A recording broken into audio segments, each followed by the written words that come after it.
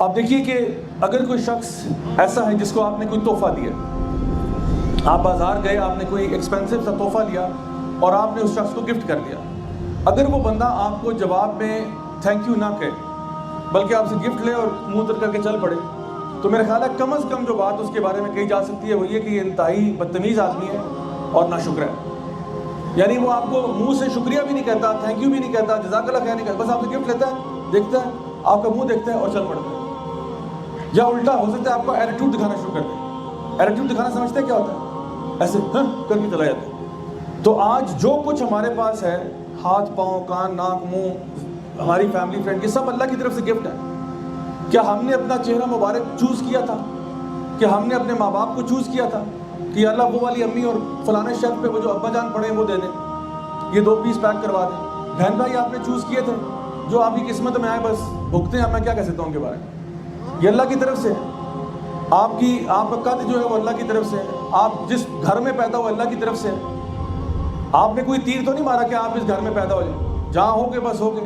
آپ کو روٹی مل جاتی ہے، کھانا کھا لیتے ہیں، اللہ کی طرف سے بڑا کرم ہے۔ زندہ ہیں، آج سانس لے رہے ہیں، الحمدللہ، اللہ کا بڑا کرم ہے۔ تو یہ ساری چیزیں آپ کو فری میں ملی ہیں وداؤٹ ٹیکس۔ آنکھیں ملی ہوئی ہیں، پتہ نہیں کتنے میگا پکسل کے کیمرے لگے ہوئے ہیں، ڈولبی ڈیجیٹل سراؤنڈ ساؤنڈ آپ کو ملی ہوئی ہے فری میں، منہ میں آپ کے اسپیکر لگے ہوئے ہیں زبردست قسم کے، اور آپ چل پھر سکتے ہیں۔ سارا کچھ آپ کو اللہ کی طرف سے فری میں ملا ہوا ہے۔ تو اللہ تعالیٰ نے جتنی ہمیں نعمتیں دی ہیں، اگر انسان اللہ کا شکر ادا نہ کرے تو انسان کے بارے میں کم از کم یہ کہا جا سکتا ہے کہ انتہائی بدتمیز اور برا انسان ہے۔ یعنی آپ کی اچھائی، آپ اچھے انسان کیسے ہو سکتے ہو جب آپ اپنے رب کے ساتھ اچھے نہیں ہو؟ اگر آپ چاہتے ہیں کہ آپ کی زندگی میں امن آ جائے اور آپ ہدایت پر آ جائیں تو کبھی بھی کسی اعتبار سے بھی اپنے ایمان کو شرک کے ساتھ اس کی ملاوٹ نہیں کرنی۔ اور شرک کے ساتھ ملاوٹ ایسی ہے کہ جیسے کہ آپ کہیں نا کہ تھوڑا سا بھی شرک بیچ میں آ گیا تو کام خراب ہے۔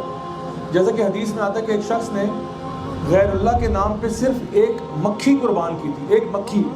وہ کہیں سے گزر رہا تھا، لوگوں نے کہا بھائی یہاں سے آگے آپ کو جانا نہیں دیں گے جب تک آپ فلاں ہمارے جو بھی حضرت ہیں ان کے اس کے اوپر کوئی چڑھاوا نہیں چڑھائیں گے۔ تو اس نے کہا جی میرے پاس تو کچھ نہیں ہے۔ انہوں نے کہا چلو کوئی نہیں، مکھی مار کے چڑھا دو یہاں۔ تو اس نے غیر اللہ کے نام پر مکھی کو جو ہے نا وہاں پہ چڑھایا اور وہ جہنم میں چلا گیا، اسی وجہ سے کیونکہ اس کے ایمان کے اندر چھوٹی سی ملاوٹ ہوگی۔ یہ ایسے ہی ہے کہ انسان کے پاس اگر ایک گلاس جو ہے وہ خالص دودھ کا ہے، اس کے اندر یورین کا ایک قطرہ بھی آ جائے تو وہ پینے کے قابل نہیں رہے گا۔ چاہے آپ کہیں کہ نہیں ایک قطرہ ہی ہے، اس میں کیا فرق پڑتا ہے، 99.9% تو دودھ ہی ہے نا، لیکن نہیں، وہ جو ایک قطرے کی ملاوٹ بھی ہے نا وہ اس کے لیے ٹھیک نہیں ہے۔ کہ اللہ تعالیٰ فرماتے ہیں کہ ہم نے یہی توحید کی دعوت جو ہے ہم نے ہر امت پر ایک رسول بھیجا، یعنی کوئی ایسی امت نہیں گزری جس پہ رسول نہیں آیا۔ اور وہ رسول کیا کہتا تھا، ان اعبدوا اللہ واجتنبوا الطاغوت، کہ ایک اللہ کی عبادت کرو اور جتنے بھی غیر اللہ ہیں ان سے اجتناب کرو، ان سے پرہیز کرو، ان سے اپنے آپ کو دور کر لو۔ اور یہ ہر نبی کی دعوت یہی تھی۔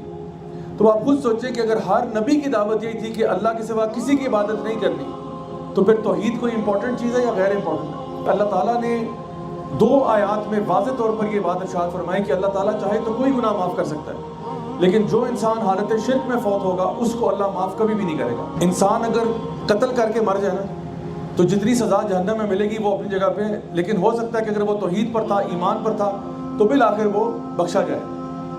اگر انسان نے اور کوئی چوری چکاری کی تھی، کوئی ڈاکے ڈالے تھے، ہو سکتا ہے جتنا عرصہ وہ جہنم میں رہے گا، کتنا عرصہ رہتا ہے اللہ جانتا ہے، لیکن اس کے بعد اگر وہ توحید پر تھا، اللہ تعالیٰ کے ساتھ کسی کو شریک نہیں کرتا تھا، تو بالآخر وہ جنت میں آ جائے گا۔ بہت سارے ایسے لوگ ہیں جو کہ کفر سے اسلام میں داخل ہوتے ہیں، الحمدللہ وہ ہمارے بھائی بن جاتے ہیں فوراً سے۔ لیکن اگر انسان شرک کی حالت میں مر رہا ہے اللہ تعالیٰ کے ساتھ کسی اور کو شریک ٹھہراتے ہوئے، تو اس کی معافی نہیں ہے، اس کے اوپر یاد رکھیے جنت حرام ہو جاتی ہے۔